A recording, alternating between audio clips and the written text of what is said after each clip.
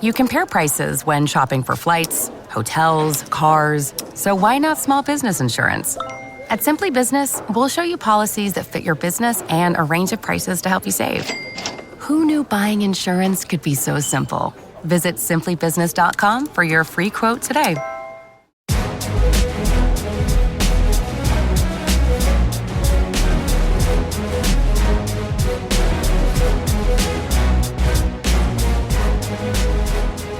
Welcome to the MMA Roadshow, episode number 543. My name is John Morgan, and Cold Coffee is with me on a very busy afternoon here in Las Vegas. Summer winding down, and we both had some very, very busy mornings. You, of course, Cold Coffee, attended the Nevada State Athletic Commission meeting, which we will be talking about. Certainly some developments there. Not an eventful day, but certainly some important things done there. You know, solid journalism out there, journalist of the year type stuff, covering the commission meetings. I had a similarly busy morning checking out the new Costco that opened up down the road. you know. Important things. You know you're starting to get up there in age a little bit when you're like, oh, the old Costco's opening up. Think I'm going to roll by there and check it out. So met the wife. The wife had some breakfast with some friends of hers while I was getting some important CFFC stuff done around the house. And then I said, you know what, I'll meet you over there after breakfast and we'll check out the new Costco just down the street from the house. Yeah, I'm at that stage of my life, bro. Next thing, you're going to say you did like me and stopped by the old Tractor Supply that's just down the road from you as well. It's so funny that you told me the other day you were going, because I saw that and I'm like, why is there a Tractor Supply? Like, here what even is that in Las Vegas? Nevada, like it's like Vegas. I'm just like, did they get lost? And now I know somebody that actually shops there. I do. I might be one of the only few people, but no, you get when I pull in my regular fucking car, everybody else is a truck and other stuff. They're probably like, I always feel like they're judging me. They're like, who's this? Who's this civilian? Oh, they're definitely looking down on you. Showing up in here in his little sedan. No business being in here.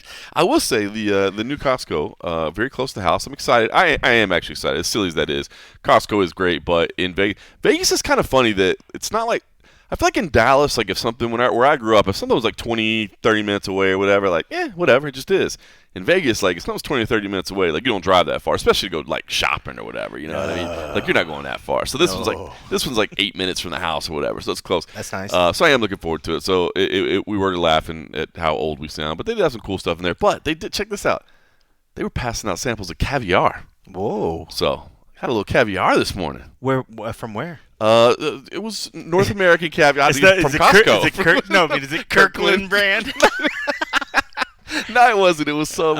They had it in a nice case. It was like $1,500 for a box or whatever. But they weren't giving out the biggest scoops, and they were throwing a little creme fraiche on there or whatever. But they were giving out some caviar. Just in the spoon, where they put on the cracker. It was like a little cracker with some creme fraiche and some caviar on it, and a little single serve, like almost like a cupcake little. Thing, and they handed it out there. Some places crackers still exist. Should we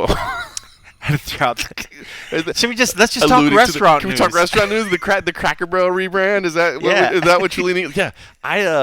You know what? I don't know if we've ever talked about this. I did work at Cracker Barrel for a very brief period of time when I was young. My employment there did not end well, and we won't go into all of that.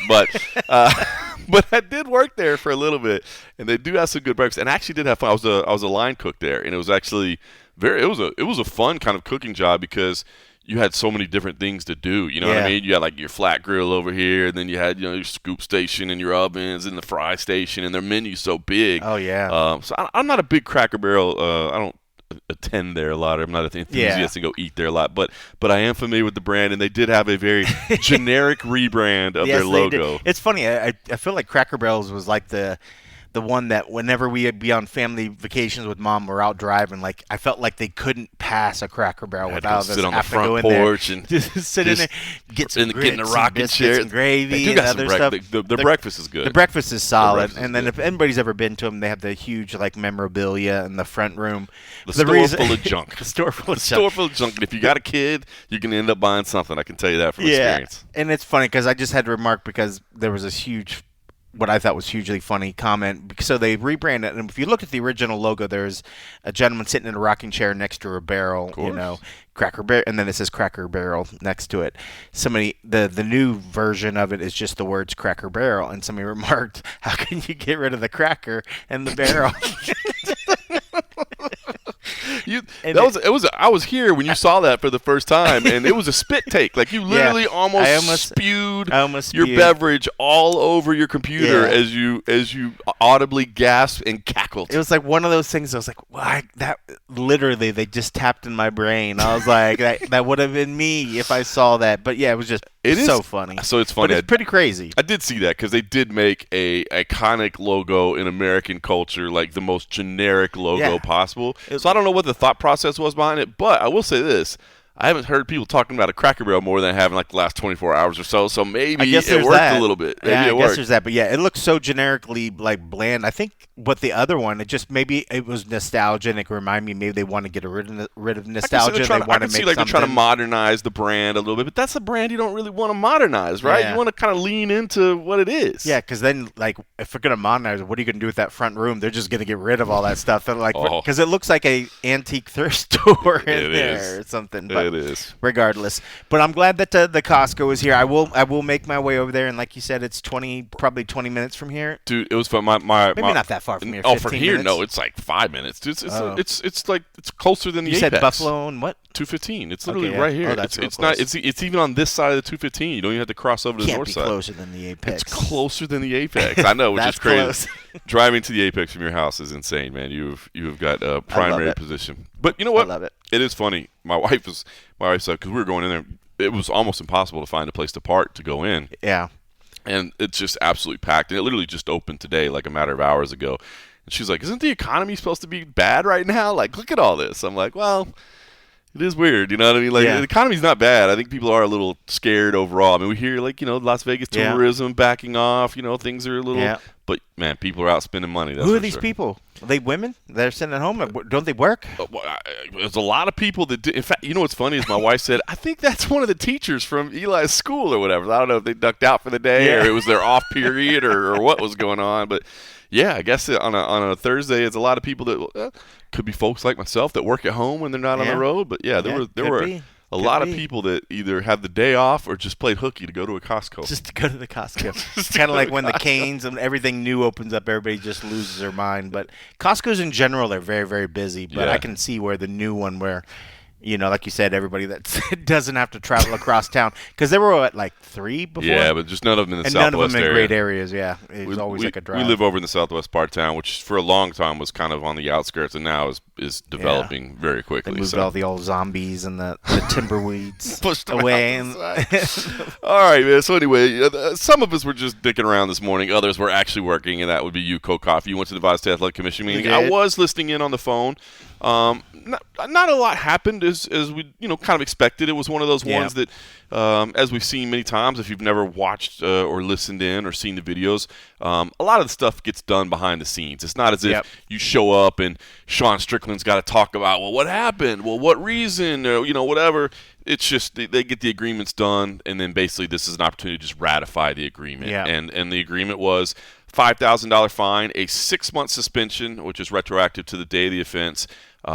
It would allow him to be off suspension December 29th.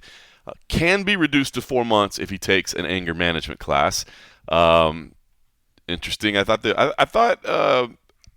the prosecutor kind of giggled a little bit when he said that he could take an anger management class. I don't know. It's just either I detected a small laugh in his voice there. It's quite possible. Maybe I was reading into that. Again, I was listening in on the phone, but it sounded like I was hearing a little bit of a smile or a laugh in his voice. He was like, if he takes anger management, which for a month and a half, I guess the only reason you do that is if the UFC wanted you to be on that end-of-year card. And that might have been – and honestly, that might have been what they said. It's like, hey, listen, there's a possibility we might get a fight in December. Is there any way at all that we can, be a part of that? And they say, well, if you take some anger management classes, you can. But maybe it was just me that chuckled thinking about Sean Strickland in an anger management class. He actually might have. I mean, like, honestly, those guys, I mean, they all joke and laugh, and sometimes it's the first time they've seen each other in a while, and you can, because you kind of get to see a little bit of that before the meeting starts, them sort of bantering around.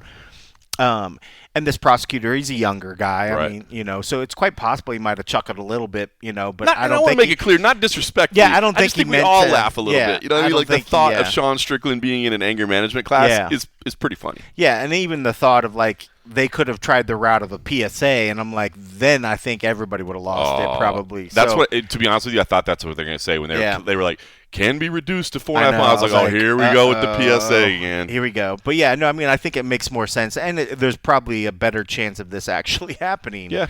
As opposed, and they made it easy. Because at first they were talking about they wanted the options of the anger management courses to be agreed upon by the commission and then have the executive director be able to follow up with it and make sure that it's done.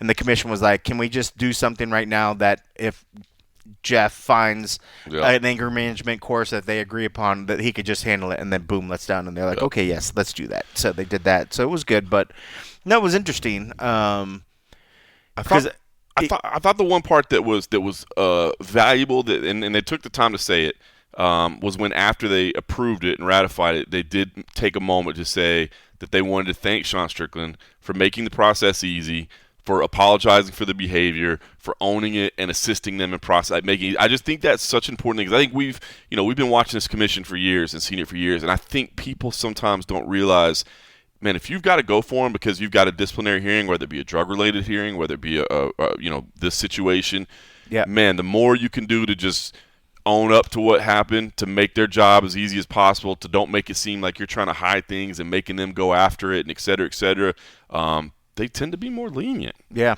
and that was all done behind the scenes. Yeah. I've been at both the meetings since his name was on it, and he's not been present. So, I mean, this doesn't mean,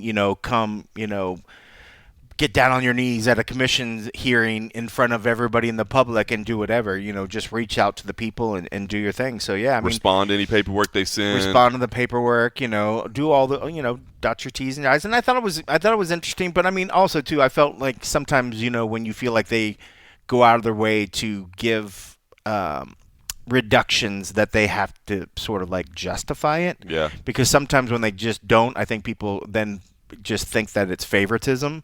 So I thought if anything as well, him doing that kind of was clarifying the fact that this is, and if anything else, it could show to the people like, just letting you know, he was very forthcoming, blah, blah, blah.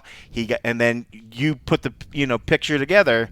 He got his thing. He had the potential to get 2 months knocked off of his thing, So that's, pretty hefty reduction. If it's 6 months and you're knocking off 2 months, I mean, to knock month 30, and a half, so it's 25% of it off, basically. So I mean, so we'll see what they do. I mean, again, I don't think he would take the anger management classes unless the UFC was like, hey, we got something for you in December in Vegas. If you can get cleared, we got a big fight for you, which there's a lot going on in the middleweight division right now, which we'll certainly talk about in a minute. So it's possible that they could. I don't know if they got anything specifically for him.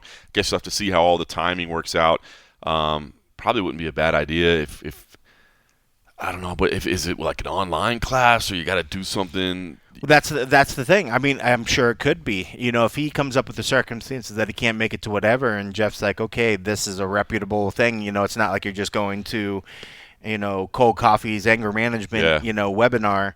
But if you're going to a legit thing, I can see where they're like, okay, yeah, that makes sense. It seems like because they might even be able to say, dude, I'm a public figure, I'm whatever. I don't want to be a distraction to the class. Allow me to take this at home. That's a good call. Because that's what I was going to say. If it's a situation where like, hey, you got to go to this place once a week for an 8-week, you know what I mean? Like an hour a week for 8 weeks. Like he's not going to go do that. Yeah. But if it's like, hey, I can sit down and in 2 hours, I can maybe knock out this webinar or whatever, you know what I mean? Like, then might as well, right? Just to give yourself some flexibility and to know that you can, because there is a lot going on at middleweight right now. So that was the Sean Strickland.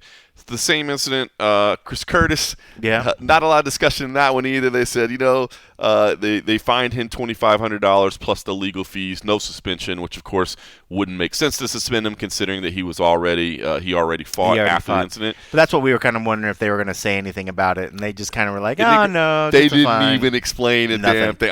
That one I thought was funny because we were like, how are they going to justify this? You know how they justify it? They don't. Just don't talk about it. They don't have to. Just for the same incident, here you go. And again,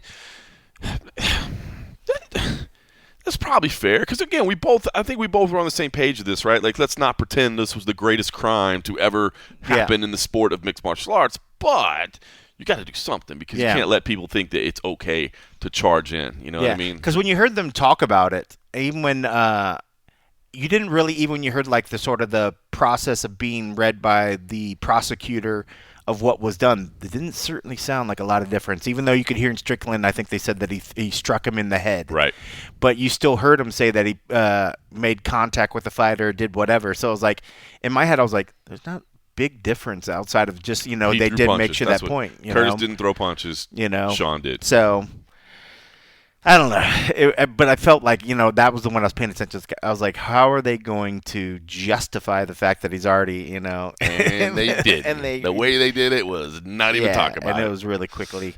But I what is it? $157.04 or something, or is it $157 for the legal fees? For the legal fees. The fact is that so they dumb. include cents in there, I know, always so trips me out. Ridiculous. I felt so bad for the prosecutor because he had to read like 7 things, and by the time you got to Strickland, he was number 6. You could tell the guy was like, you know, I'm so and so, you know, for the prosecutor's thing on behalf of the executive director. Yeah, and then they have he to read read it. it I was all like, out. I'm sorry, buddy. It was funny. I was like, but you kept your energy, because even at the end of it, the commission was sort of teasing him how they're like, we should use you for a voice promo or something or other. I forget what product they were suggesting, but I was like, I thought it was pretty funny how they were just sort of teasing because the dude spent most of the hearing reading his opening lines over it and stuff. But well, if anybody wants to check that out, the world has video Yes. coverage because of my man Cold That's Coffee. it. I'm just saying, start building the case for Journalist of the Year next year. Didn't make the nomination this year, but the only reason that video footage exists That's it. of that hearing is my man Cold Coffee, That's who it. took the time to go down there, set up the gear. Only one there. Only the They one were in there. the big room. They were in the big room thinking that people were going to show up. Only one Only there. one And there. I'm not gonna name any names, but we did have some people that were asking us for details about how How these to get things there, how work, it works. what you got to do to attend, and yet they didn't show up. I don't know what happened. You know, schedules change, Stuff things happens. happen. But I'm just saying, It's early. It's when early in you're the morning, thinking of you Journalist know. of the Year, you think of what I mean. Video evidence would not exist. You understand That's that it. it would not even. That's it. It would just be audio only, and if somebody didn't record, I mean. To think of the traffic that I had to go through. Oh my! There was traffic on the 15. I was like, did I choose the wrong route? I was gonna go because I actually left the house a little bit later, so I would normally take my side streets the whole way. Right. But I was like, let me just try the 15. I was like, I know they cleared up that thing. They added that extra on ramp Most of or the whatever. construction's So done. boom, I started flying through there, and we're getting on the 15. I was like, this is good, and then just get past like the Flamingo, and then towards the end, and then slow down. Yeah, So yeah. I was like, That's the one place in Vegas there's shit. always traffic. Yeah, The so Spaghetti Bowl. Yeah. Dumbest name ever. So but I that's what thought they I thought call I was gonna, go scot-free, but it was still good. I still got there in time, and I had plenty of time to set up, and then. But no, it's cool. I like that since then now they recognize me more. I don't get as much odd stares when I show what are you up. in here sometime. for? Yeah, because even one of the guys after asked me came over. He thought I was recording for the commission. He was like, "Oh, is this for the commission?" Blah blah blah. I was like, "No, it's a media. We're actually here." And he's like, "Oh, well, so you were here for Strickland and Curtis and blah blah blah blah." Look at that. Just asking because I think that they're not used to people doing it unless Yeah. it's like something big. So whenever they do, they usually will sort of just inquire. Not that they're trying to say, "What are you here doing?" No, you can't film. It's just more they're curious, like what brought somebody to actually out to shoot. So what you're these saying things. is that you're groundbreaking with your efforts. I mean, pioneering That's type it. stuff. I mean, come on. What are we doing, people? What are we doing, people? I tell you the other one, and I was going to just say, did anything else stick out to you? But you're doing big Oh, things. the boxing fees. Right?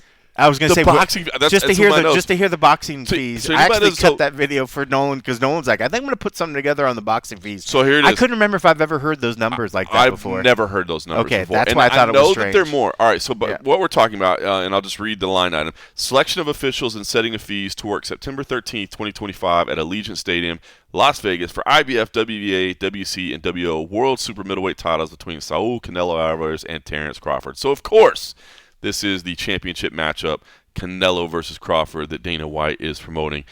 And they were naming the referee and naming the judges. I'm going to be honest, I didn't even write down the name of the referee they decided on and the judges they decided on, but what stood out to me, and I'm so glad without even prompting you, it stood out to you too, the referee for that will be paid $25,000, Yep. and the judges will be paid $20,000. Now, for comparison, typically gosh, I haven't written down in a long time, but just ballparking from memory, a UFC pay-per-view, I believe the referee gets $2,000 for a title fight. Now, that means the whole night. You don't get paid for a fight. That's the whole night. So if you're working other fights, you work that too.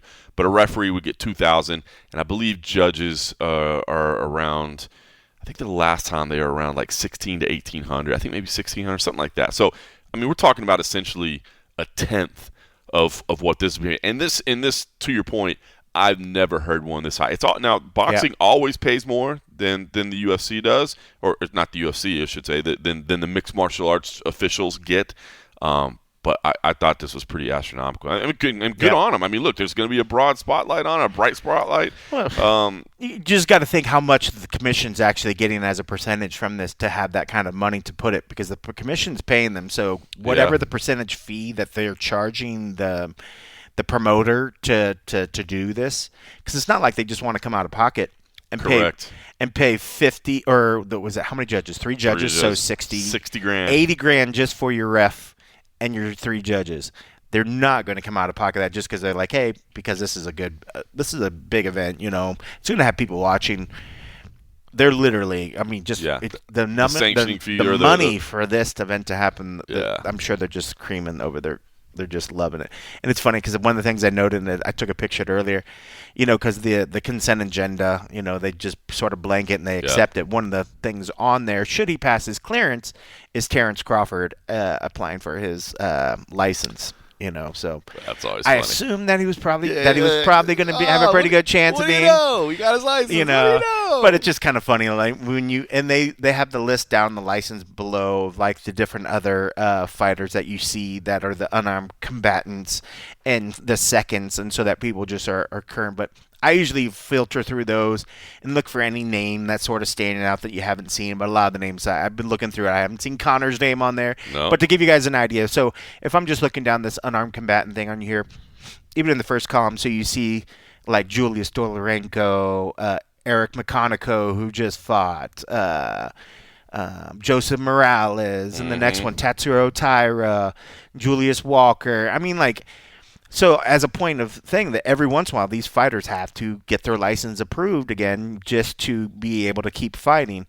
And as long as they're not really old, there's usually not an issue. They usually just, as long as they're in compliance, we see like what we saw happen here. It's where, hey guys, I've looked through the consent agenda. Anything stand out? No. Okay, cool. Boom.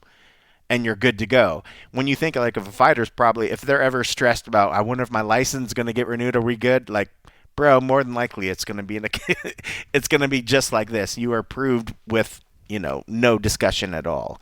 As long as you're, you know, if you've been active. Yeah.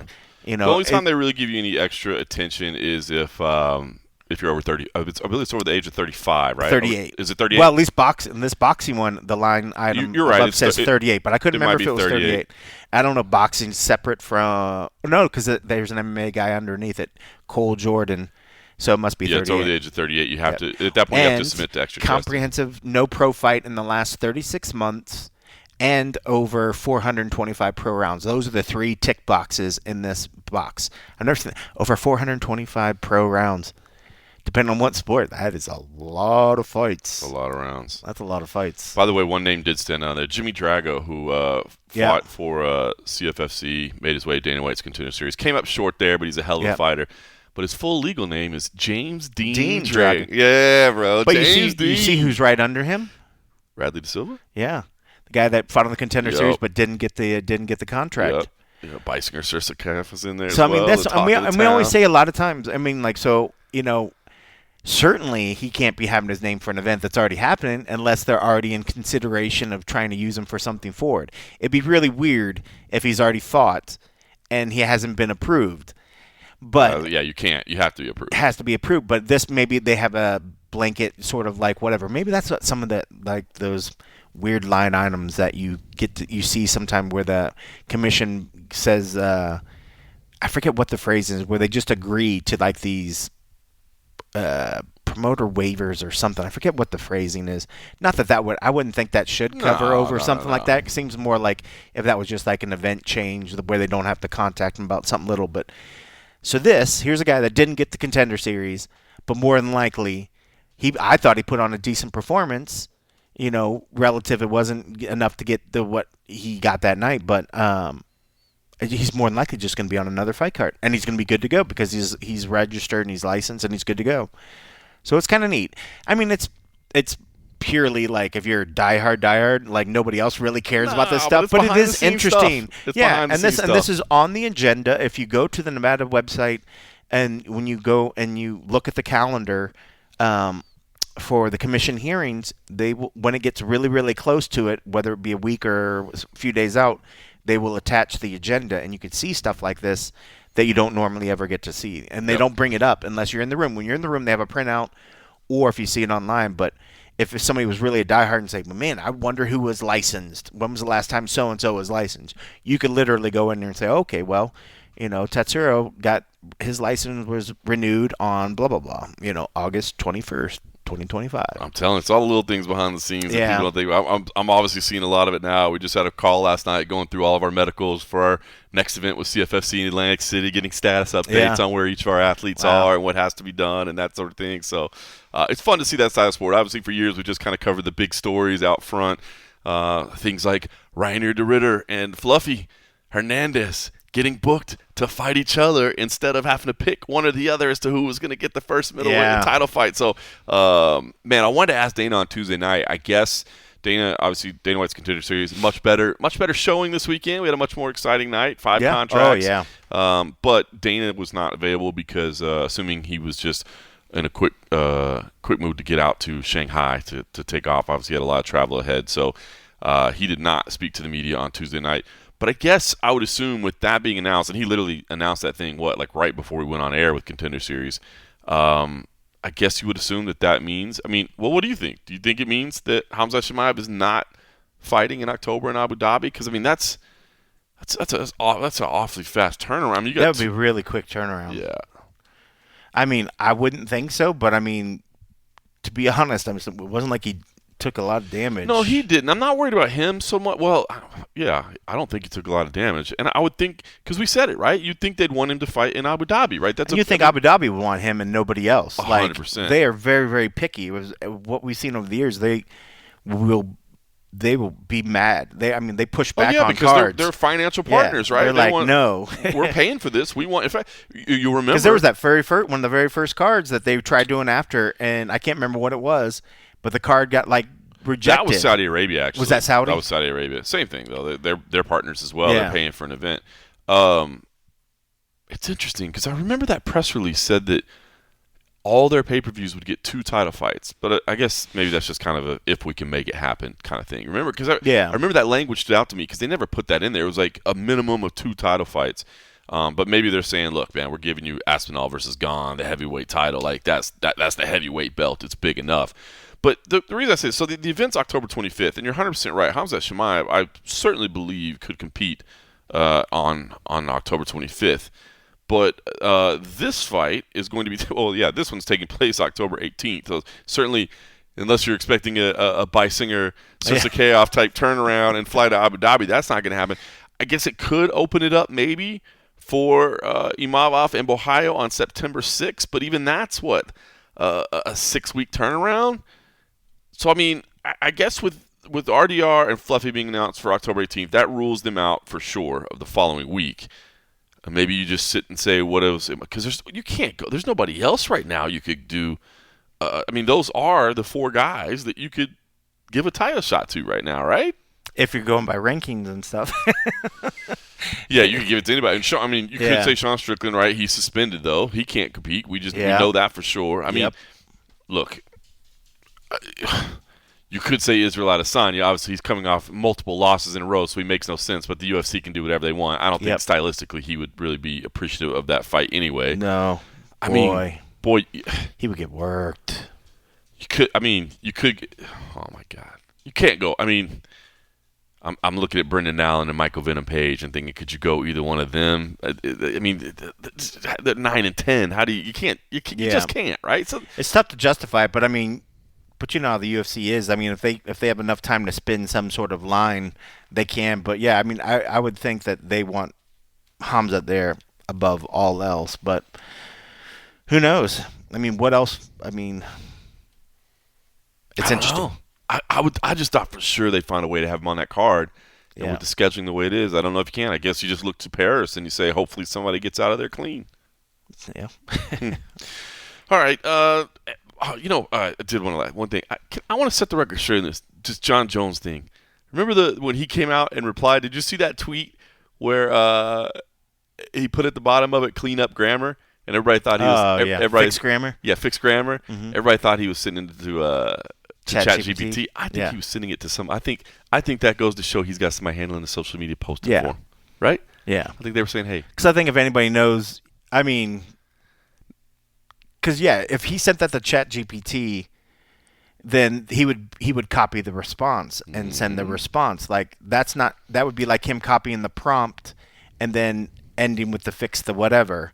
Like that doesn't make any sense. But if that was what he put together, it feels. I mean, it could have went to ChatGPT first to put the first portion.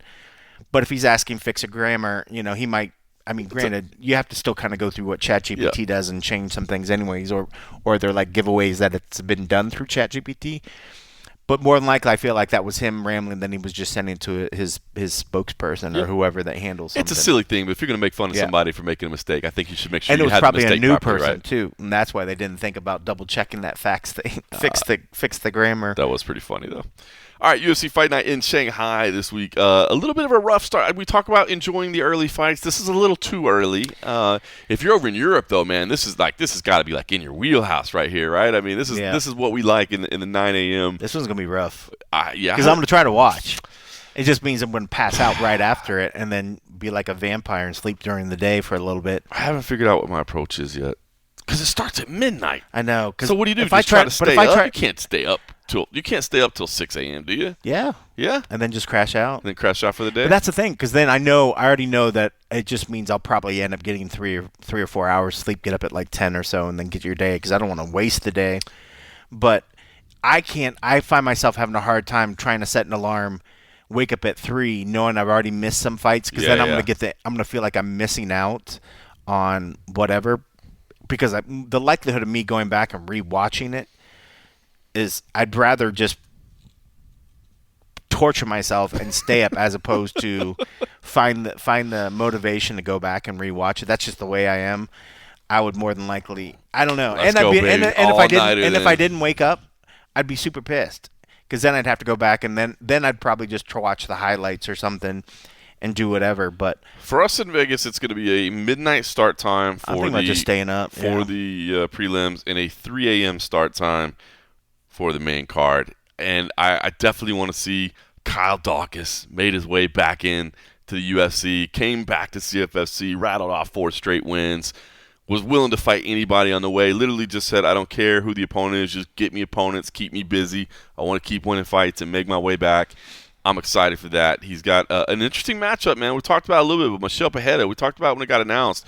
I was actually maybe a little bit surprised to see Michelle Pajeda as a minus 265 favorite, so significant favorite.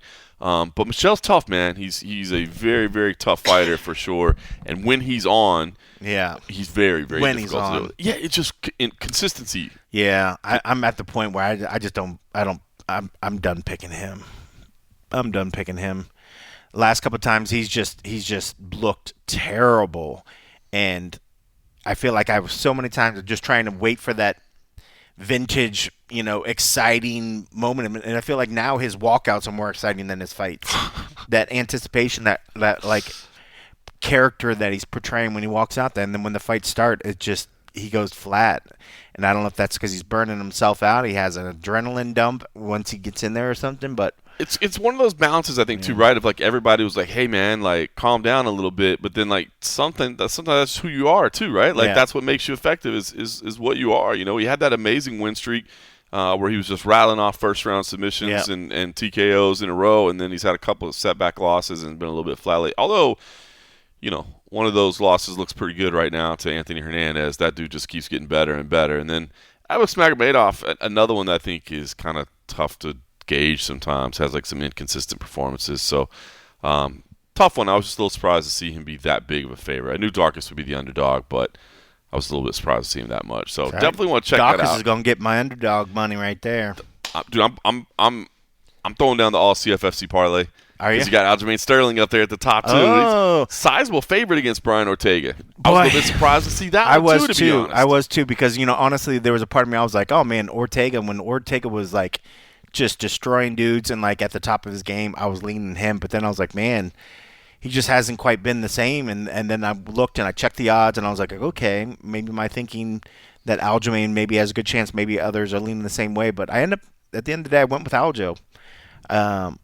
Him training with, Rob and all those cats, and just his whole connection with those guys, I think he's really good at not being able to get taken down. And I think if he stays standing and the way he moves, I think he has a better chance to do some damage standing than what Brian. Because I think Brian, if he gets him to the ground, then maybe it's a different game. But Aljo's no slouch on the ground either. So he's a phenomenal grappler. Yeah. So I mean, I'm going to homer for Aljamain regardless. You know what I mean? Yeah. Anytime it comes, CFFC Hall of Famer, of course, I'm going to homer for him. But I'll be honest with you, in looking at this, when the fight was announced, I really thought more of like a pick 'em almost. You know what I mean? Like it's Yeah. and because you're right, Ortega. I mean, it's not a big odd difference, is it? It's fairly substantial. What is it now? Aljamain Sterling minus 275, Oh, Brian wow, it's gotten Ortega bigger. plus 225. So Oh, it's gotten bigger than last time yeah, I saw. That's big. Ortega, two. You look at the record, right, and you're like, man, 2-4 in his last 6. Like that's not good, right? But you look at the names. Yeah.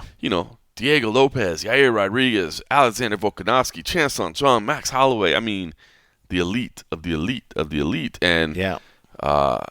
he has had some inconsistencies, and I think he's, obviously, some injury issues and some, hasn't stayed incredibly busy. I mean, that stretch, if you can believe it, dates all the way back to 2018. I mean, the guy just doesn't fight very much. I see every time the rankings come out in the featherweight rankings, I see the fan base just go crazy to, like, get this dude out of the rankings. Like, what's he still doing here? Yeah. So, I don't know, man. But I still feel like he's dangerous. Like, and Aljamain is as well. I mean, Aljamain, I think, is one of the most underrated guys in the division always. I think people just choose to hate on him for whatever reason.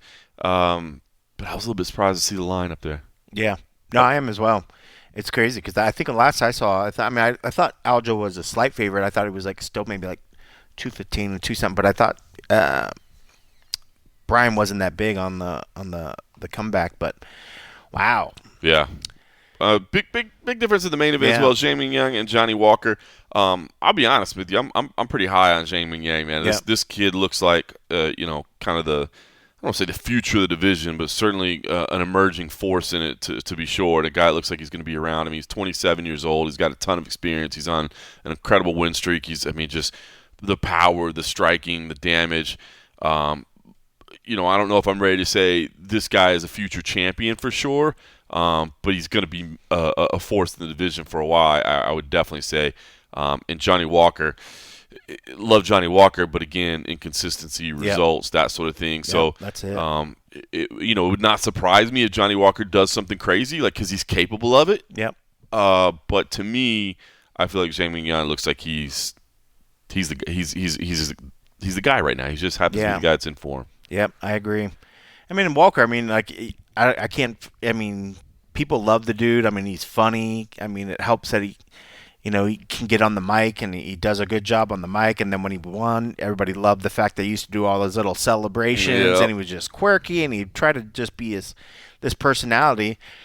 And, that's kind of settled down, over the time as some losses went on. He's got more serious, but he always comes in there looking like he's ready. He plays the part well, but he's just inconsistent, and he might not be the best of the walkers right now that's fighting. His brother might be the better walker that's actually fighting.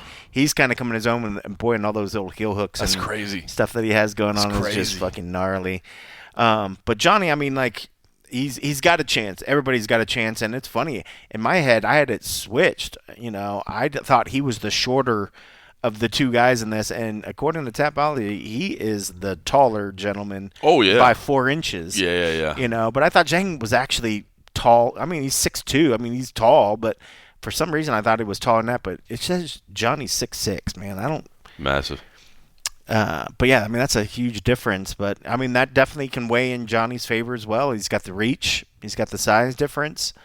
But man, Ming Yang got power. Johnny's just, And Johnny gets just clipped, depends on man. when he gets clipped. his You know chin's what I not mean? the same, and it's just, he's just not the same. Agreed. I think I the still other. like the guy. Oh, I of think course, I man. think He's funny, dude. Well, that's why I say, like, it's Yeah. not out of the realm of possibility to think that he does something crazy Yeah. and just catches Ming Yang. It could. Yeah. But I would say Zhang's the pick here. And for the region, I think it would be good for the region to get a win and just have some, stars that are coming up over there to keep them engaged in the sport and because that's the kind of stuff that keeps building up and getting some more fighters. Once they start seeing fighters do well in the sport and they feel that they're getting representation, and then more cats will put their, they set their eyes on this, and then we start coming in, and seeing more guys. And in fact, this is one of the newer guys that's came into that as well. So with that whole road to the UFC and everything that's going on, they're really putting time and effort into that region and hoping that we're going to get more stars. And the Performance Institute over there, man. And that's one thing. Look, we're seeing it with the UFC PI Mexico, right? We saw a big winner last week, and we're seeing more. Like, that's why I think people might not realize about what those PIs do over there. Like, the PI here is just kind of a center where everybody can come train. They can have access to rehab. People tell me, I can go and get food and I can get rehab and I can do whatever. But there's gyms around. There's places where they can go. So it's not the end-all, be-all. Right. People have places for inspiration.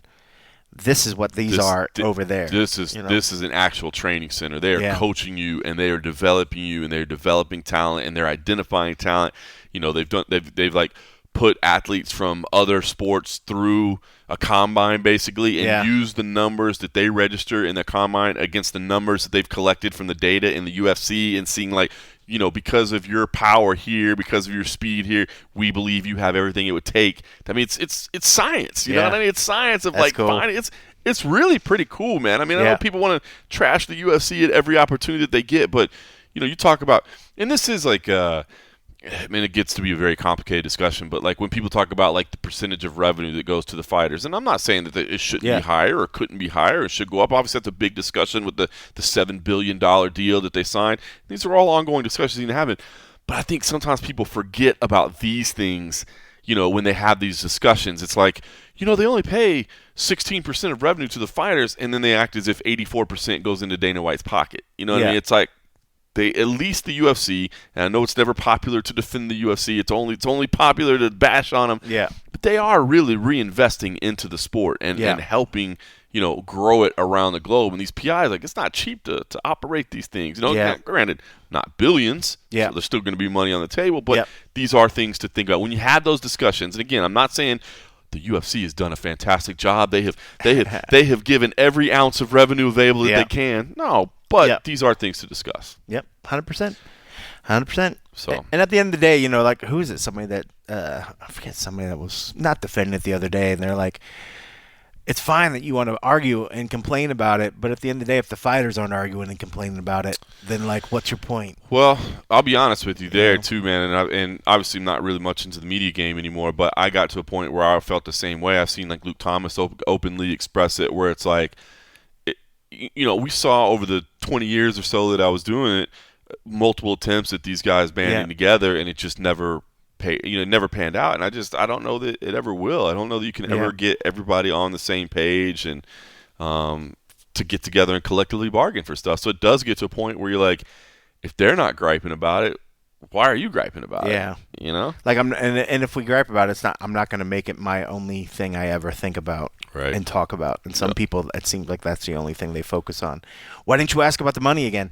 Like, didn't you just say that like yesterday when you texted me? And then like last week, why didn't you ask about that? I'm like, bro, do you ever think about anything else? Like, I'm like, it will be interesting what the UFC does. I mean, obviously Dana addressed, hey, the bonuses are definitely going to go up. You would assume that fighter pay is going to go up. I have talked to a number of managers that actually are pretty happy about the new structure, because now there's no longer, how did the pay-per-view perform? Because a lot of that has to do with you as a fighter, but not everything about it. You know what I mean? What about if you happen to get booked for a pay-per-view that was on a different day, or maybe the supporting card, the other 4 fights on it weren't great, and you were the only, there's a lot of variables and factors. Ultimately, if you're the star and you're the one that has pay-per-view points, you should take it upon yourself to promote the fight.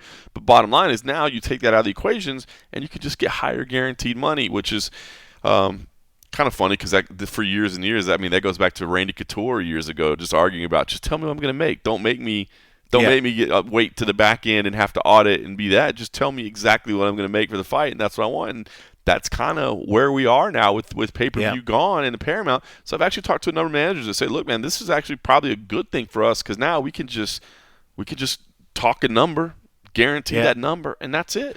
Well, and then there's in the past, too, where people have said, like, oh, I want to get rid of the show win bonus, the show win structure. Some fighters already have it that way, so take that upon yourself the next time you do your contract. What do I need to do that? It just takes steps. But collectively, it's not like you can't sit around and wait for it just to happen on its own. Like, hey, the UFC is going to come back and they're going to give me a pay bump and that's going to be it. I won't worry about my show, whether I win or lose. I'm just going to get this X amount of money. Like some people actually do that. They get it bigger on the front end. They don't get that, maybe not the double what it would typically be, but you're getting more on the front end. And if you're fine with it, then it's cool. But it's going to be you working that for your next contract and stuff. Nobody is going out there and proactively looking at people's contracts and saying, hey, I see you did 30-30. How about we, let's work out, 50. You want to just do 50 show or just a 50, pay or whatever. And you could say, no, but let's just do 60 or whatever, instead of like changing me to 70 or whatever. 100%. No, it's all negotiation. But it's going to be in the negotiation. You got to go ask for it. You got to go ask for it, man. You got to ask for it. Nobody's going to do it. If you as a collectively, if you guys all can't get together and change it, it's going to be one of you doing it on your own. So just do it on your own, It is interesting, though, right? Because, and again, this goes back to mindset. Because what if it's like, hey, we'll pay you 30 and 30, so 30,000 to show, 30,000 to win, or we'll give you 50 flat because that potentially could save them $10,000 if you're victorious. But I bet most fighters would turn that down and say, I don't want the 50 flat. I want the potential to make 60 by making 30 and 30. That's crazy. You know what I mean? That's just the mindset. Which in reality, man, if the guaranteed money might be better, where at least for sure that you're not getting. I would, and I've heard people say this over the years. And look, this is probably time for the longest time you knew nothing was going to change because this is the way it is. But now, this is an opportunity. This right now, especially with the entire financial structure of the UFC changing, if ever there was a time to try something different, this would be it. I really do like the idea that we've seen over the years of a finish bonus. That's that's the idea of a win bonus is just to encourage athletes to push and to drive and to make the result matter to them, right? Because what we want is finishes. What we want is action. I think that could be a very beneficial thing to just say, hey, you know what? Okay, win-loss, we're going away. Here's a flat rate, plus you get a finish bonus. Or maybe you still do the show and win plus a finish bonus. And maybe maybe you don't have to do 75,000 or even 50,000 now. It's a little bit less, but just everybody that gets a finish gets a little bit extra so that they're pushing to finish the fight at all times. I think that honestly could work for athletes and could work for the organization too. Yeah, I think so. I mean, and again, it's just a couple dudes pontificating about the changes and stuff like that. I mean, I feel like so many things could be done, but I mean, I think, and it's funny, just like, Luke and everybody said, I feel like we've had these conversations about what could change, what could happen the whole entire time we've been covering this sport. 100%. And we've seen 3-4 different types of union attempts or whatever. And while this Paramount thing, I mean, it'd be interesting to see. I think if Dana and them are willing to say that there will be an increase, I guess if anything, that's the best positive news. You could take it away. And then as for what the fine details, I guess we just have to see when they realize how much extra that they have. They're going to take whatever. TKO is going to take their whatever portion like that. And then there's going to be a certain amount that's for the operating budget. And then there'll be the amount that they divvy out to whatever. Dana's never been one. I don't think any of them have ever heard of okay, when we're doing our overall budget, 15% of our overhead cost goes to the fighter pay or whatever. Mm-hmm. But if they're willing to say that it's going to grow and to do whatever, then, that they're going to get more money. But it all comes down to that negotiation. Just do your thing and do your work. Nothing's going to come, whether that means have a good manager, whether you means you just have a good lawyer, maybe it's just maybe you have a good conversation. But I don't think there's ever going to be a perfect solution that everybody could follow because everybody's so catered to their one. But I am confident that fighters will get paid more. As for how much, who knows? But also, too, am I going to lose sleep because I don't know that particular number? Nope. But I feel like some people out there they gotta know. lose sleep because they feel like the oppression just continues even more. I've seen. I want to say maybe it's Eric McCracken who does a great job when it comes to covering the legal side of things, whatever. And I think it was him the other day. And then I saw somebody else point out, like, I believe that one of the main reasons most American athletes don't look at UFC as an option is because the pay is so low compared to other sports. I don't buy that. Yeah, I saw that the other day. And I mean, and again, I have a lot of respect for Eric and the work he does. So I'm not dinging him as a whole. Like I think he does a great job.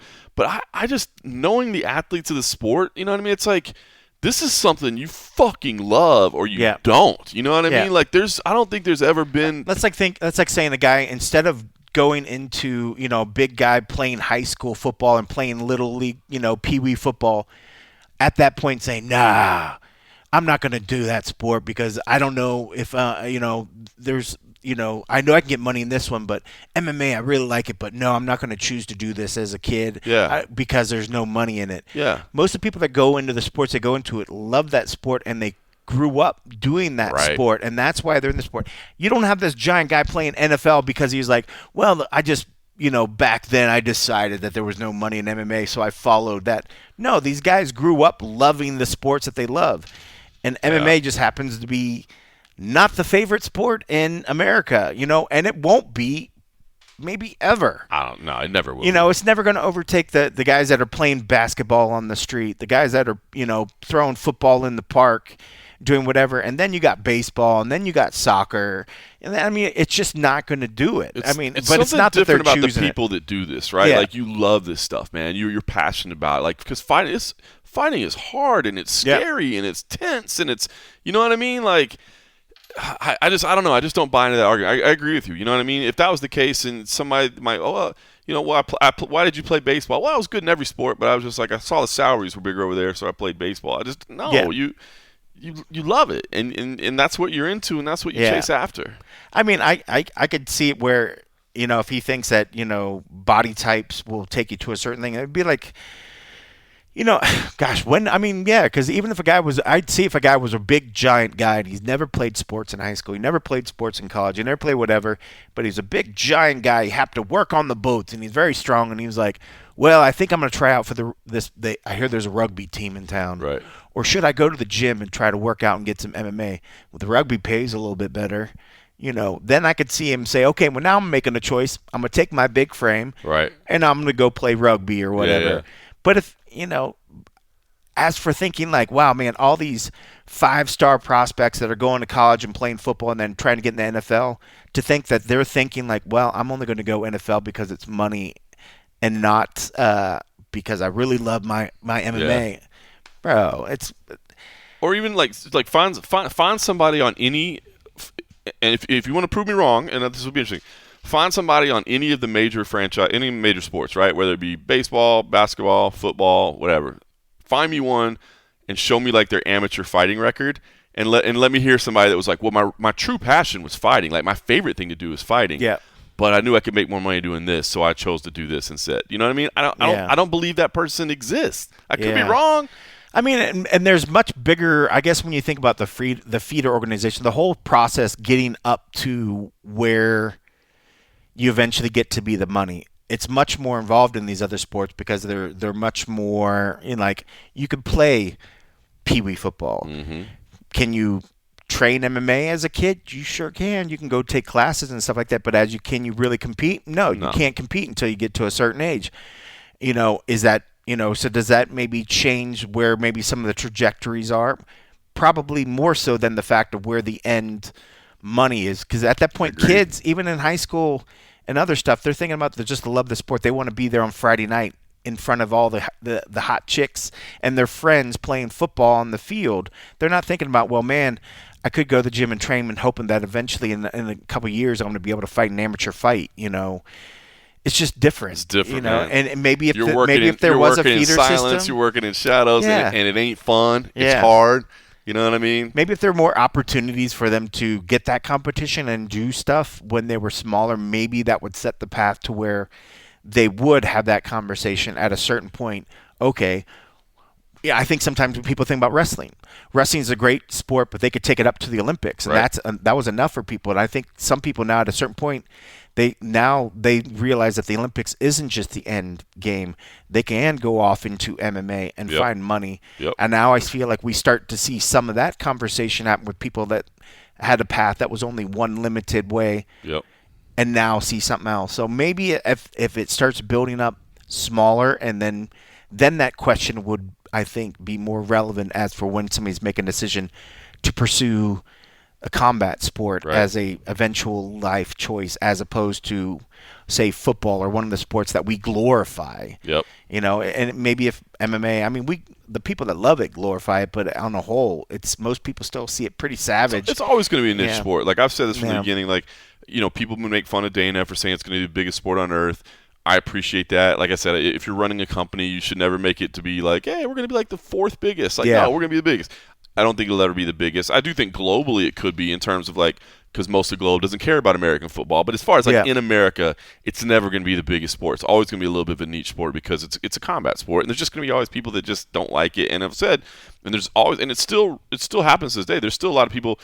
You know, it's kind of an old-fashioned way of looking at things, but I still people say like, I don't really like women's MMA. Like, I like MMA, but I just don't think girls should be punching each other. It's an old-fashioned way of thinking. Yeah, I haven't but heard that one in a while, but I remember hearing every that now one and then I in the hear it past, when I'm yeah. having like traveling, just having like generic conversations with Yeah. people. I mean, obviously anybody if you're in this sport, you're not like, well, I just love MMA, but the women's fights, I don't like those. But people on the outside, they have Yeah. like come, because remember, it wasn't that long ago. This was human cockfighting, and they Yeah. were trying to be banned. So I have seen people that are like, well, I'm okay with it, but I don't like it when the girls fight each other. It's kind of funny. Well, and it's one thing too if they're just like, they feel like an aversion of seeing females fight, and then there's those that are just like, I don't like women's MMA. Well, Because that's- it's boring. Yeah. You know, then there's two different mindsets. You know. Yeah, that's different. You know, and that's different. Yeah. You know, but yeah, I haven't heard in a while. When I have heard that it was boring, but I ignore those ones because I happen to like it. Oh, But girls are it awesome. has been a minute since I've heard somebody that was like. I think that's one of the coolest thing about MMA is that like the sport is exactly the same, right? Because like Yeah. I know you started to cover a lot of WNBA now with the Aces Yeah. and being around that. It is a little bit different game, right? I mean, the way the games are played. I mean, Yeah. yes, you go back and forth and you put a ball through a hoop, but the way the games are played are a little bit different simply because of the size of the athletes Yeah. and the body and that sort of thing. I just feel like MMA, out of all the sports, is like the closest to just being the men and women are doing the exact damn thing. And again, I'm not trying to Yeah. minimize the WNBA. I'm not saying that. I'm just, it's just a little bit different. There's not the high flying dunks and that sort of you're stuff. you're not saying a bunch of dunk highlights. Right, you know what I mean? Like, But I mean, they're fun shows. I mean, like, and it's almost like the crowd is different. You see a much more family, sort of like young kids attending the WNBA, because usually the price point is price point's a lot lower, more right? reachable Yep. than an NBA game, which works in their favor, and then they pack the house. I mean, Yep. maybe it'd be that way if it was an NBA, but I think those sports are. I think if anything, they try to lower it, it would just be the same dudes that go to it tough, that are right? already doing it. It'd be hard to compete. It's tough. But I really enjoy it, and then back to the environment over at the Aces games. It's a lot of fun. I mean, they put on a really good event. I mean, they put as much effort, not saying the players, but as in the promotion. Right. When you're there in The the whole venue, package, you the feel like they're entertainment. trying to make it just like it's one awesome. of the M's game. I'm actually men's games. I'm going to be taking my son to his first NFL game this year. Ooh. So I haven't been in an NFL game in forever. Yeah, it's been ages. I mean, obviously, we're always working on the weekends and traveling, and Sundays are tough. And obviously, we didn't have a team here for years and years. And Some say we still don't. wow, Yeah, look at that. Yeah. The Raiders have not done well lately. But the Cowboys are coming on a Monday night, so there you it's go. the Cowboys and the Raiders on Monday night, and so I'm actually going to take my kid to his first NFL game, go see a Monday Night Football game. So. Yeah, but you're going to be wearing the Cowboys Oh stuff. yeah, we're wearing all our Cowboys gear. Is he going to wear Cowboy stuff? Or are you going to let him wear Raiders? He'll wear whatever he wants, but I think he'll take Cowboys. I bet he goes Raiders. Nah, I think he'll take Cowboys. I think he's still. Because then he's like, Dad, they won't bug you too much if I'm in the Raiders. They'll be like, they'll give you a pass. But I don't know. The Vegas Raiders, it's not like the old school Raiders where like No. you wouldn't dare. Like my boss at CFFC is a season ticket holder to the Philadelphia Eagles. Like, you wouldn't wear a road jersey to a Philadelphia Eagles game, right? I mean, you would not. Is that the place where that dude got there? There was didn't it make a? There was a viral video of some guy beating up some fans outside in the. I want to say it was Philadelphia. I would not. Somebody be shocked. got arrested for. Would not be shocked. Beating whatsoever. up some of the road That's team. kind of crazy, man. Like the violence. Some people go and stuff. fucking crazy. I don't think it'll be. I don't think they'll. No, this is not. This is different. No, it's different. This is different. All right, last pick. Sergey Pavlovich, Waldo Cortez Acosta. Which way did you go there? I went Pavlovich. Yeah, I did too. I like Waldo Cortez Acosta a lot too, but I'm still high on Pavlovich. I mean, there was that point where I think I picked him against Aspinall, and I would just, I'm still high on him. I think he had that wasn't his day. Aspinall showed up, but I mean, I still think Pavlovich is the real deal. I think he's got a lot of power. And I think he's going to he'll be the one that I think he'll be the one to dictate the pace. But yeah, he's the one I went with for sure. I agree. If not, boy, this would be a huge breakout opportunity for Waldo Cortez. Oh my gosh! My goodness, what a big win this would be for him. You win this, and then he starts calling out the champ. Maybe he starts calling out Josh Hockett. Yeah. Oh, that guy's a character. That dude is a character. Listen, it's on right now, so I won't mention it, but PFL MMA is wrapping up their championship season tonight. So hopefully if you listen to this, you caught the highlights or you can watch the replay of it. So, yeah, enjoy it. Yeah. Anything else going on in life? You had to interrupt briefly there for your dog? Yeah, I thought he was making the stance over there. I was like, bro, because me and Morgan, we tape at a table, and we're always at different sides. So I was like looking over there, and I saw him walking around, and it looked like he was making a move, like he was gonna go have a little accent. I was like, wait a second, threw you off your game over here, man. Casa de Cold Coffee for however long we've been taping here, man. We've always sat in opposite seats of where we're sitting today, so it feels all different. It totally is different. I'm like, oh, so that's what that side of the room looks like. Oh man! All right, listen. I'm gonna go spend a little time with the family. Maybe I'll take the kid over to Costco too. Oh my goodness gracious! Make a second run through there and all in the same busy day. See if they're still giving up some caviar over there. Oh well, okay. There you go. Now that makes sense. They did. I was checking out their Wagyu beef prices, and they have some nice frosty beverage prices as well. Yeah. What was the Wagyu beef? It was like they had Japanese A5 Wagyu for like $60 a pound. Wow, wasn't that bad? Only $60. Yeah, only $60 a pound. I think at Butcher Block it's like $90 a pound. Oh, really? Or something like that. So yeah. All right. Then never now, mind. granted, these were like 4-pound ribs, so it was like a $300 piece of meat. But I was gonna say I've never seen a price tag on one of their things that's not like under $150 or more. These were like $300 pieces of meat, man. It was crazy. Yeah. But, that's that GM. That's that GM life. GM life, baby. Gotta love it. Speaking of, next week we will be coming to you. I will be in Atlantic City. Actually, bringing my wife and kid out to Atlantic City as well, so they can enjoy the boardwalk before it closes down for the wintertime. So CFFC next week, and then coming up, man, we got a stretch of 4 events in 4 consecutive weeks. So I'm really looking forward to that. That'll be fun. We're doing a little bit of everything. We got 2 MMA events in there, 1 next gen event in there, 1 grappling event as well. So a lot of big news and announcements coming forth on that. So pay attention for that. And we will. The MMA Roadshow will definitely be on the road a lot more here in the coming 6 weeks or so. Yeah, just me, not you. You'll be enjoying the couch life from the proper seat that you're supposed to be in. Hopefully everybody gets up early, watches a little MMA from Shanghai. We'll wrap it up on the and a half episode for everybody over at patreon.com/MMA Roadshow. Catch the end of the PFL. They've actually had a pretty good season, man, to be honest with you. They're doing some things. So, although things aren't going well between Don Davis and Francis Ngannou, but we'll get into that another time. We'll see how that all plays out. In the meantime, thanks for listening.